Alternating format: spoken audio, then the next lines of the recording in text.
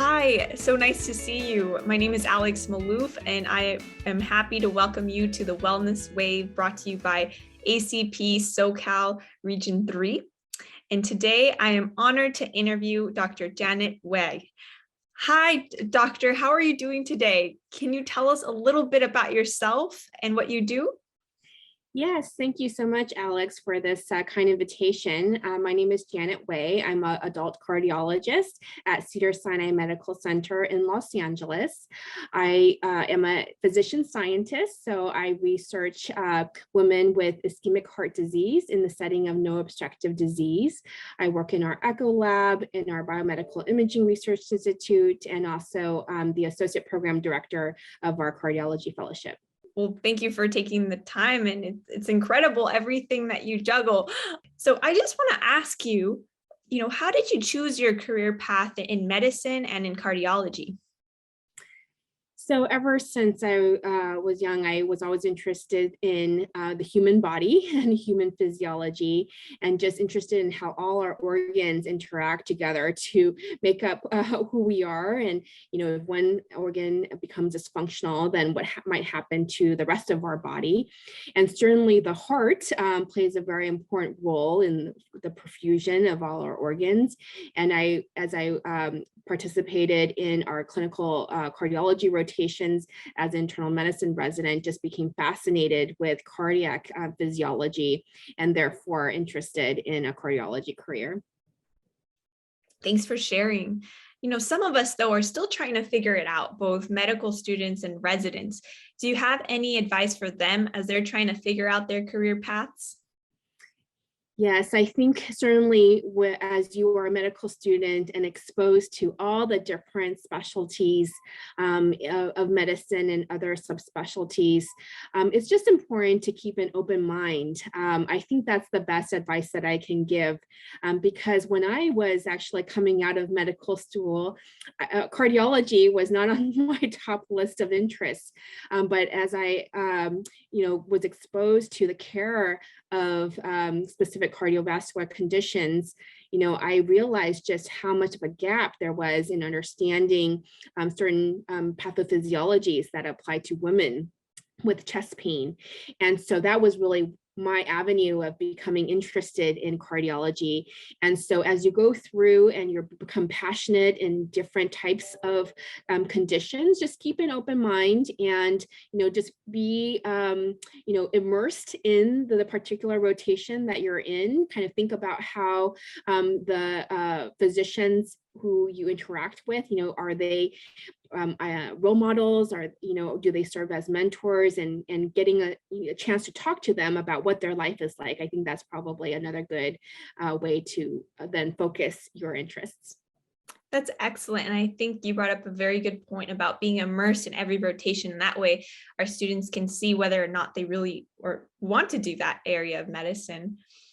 And, we're so honored to be with you because, like I mentioned before, you are just an incredible physician. You have so many hats in research and being in leadership and, and being a female physician in medicine. So with that, I wanted to ask if you have, any advice about how to juggle so many important roles and with these responsibilities that you have. Yes, certainly many people wear different hats, as you said, and sometimes it can be a challenge about how to know how to prioritize what to do. And when you're a young physician, whether you're a physician training, an early career physician, or more of a middle career physician, it takes time for you to develop and understand what truly your strengths are. So I think what I've learned and what was passed on to me was that it's very important, if you want to become a leader, to truly understand what your leadership strengths are. Are you the leader that's really good at executing or influencing, or just building a team and developing relationships in your various activities? Or are you more of that strategic thinker? And depending on what your strength is, I think is what you end up focusing on, so that you can prioritize your activities that really focus on your strengths, and then perhaps be able to delegate other tasks to other members of your team, because we all know that we would need to work on, as a team member for things to be successful. And by recognizing your strengths, then you build your own self-confidence. You're able to kind of buffer yourself from stress, because you know that you might not be good at some other type of leadership method. And then really you can then achieve your goals that you want to make sure that you build your schedule in a way that focuses on your strengths.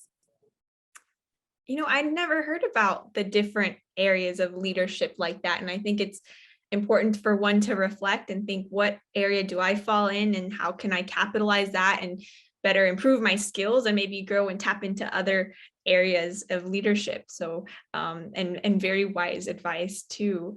On that, I want to transition over to talking about our wellness quote or wellness phrase. Do you have a wellness phrase that you would like to share with our audience? Yes, as we are so busy in what we do, whether it's our personal life, our professional life, especially if we're wearing multiple hats. One thing that I've learned from a strategic coach book is that you can try to imagine your schedule or your weekly schedule in terms of what type of days you want to assign. That there's going to be certain times of your life where you are most productive, and thinking of those are your focus days that, I'm going to get XXX things done during that time. You also want to build your schedule in terms of kind of buffer days where, maybe you had a very busy day in clinic or rotating on inpatient consults, and that maybe those are not the best days for you to be focused, but that you can use that time as kind of a buffer day so that you can prepare for various things or just be signing notes, kind of things that may not require your highest focus. And then the third kind of tier is your free days. It's very important as we want to focus on our mental health to have days kind of assigned out of a week or out of a month, really focused on our rejuvenation. And so I think that that might be a helpful way for us to think about scheduling our weekly or monthly time to make sure that all three of these aspects are incorporated, because we can't be 100% all of the time.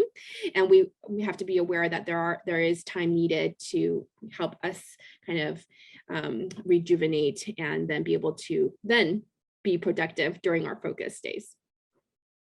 I'm so glad you shared this method of scheduling our days like this, because a lot of times in med school and in residency, they don't really tell us about this specifically. We just got to learn by being in the fire, so to speak.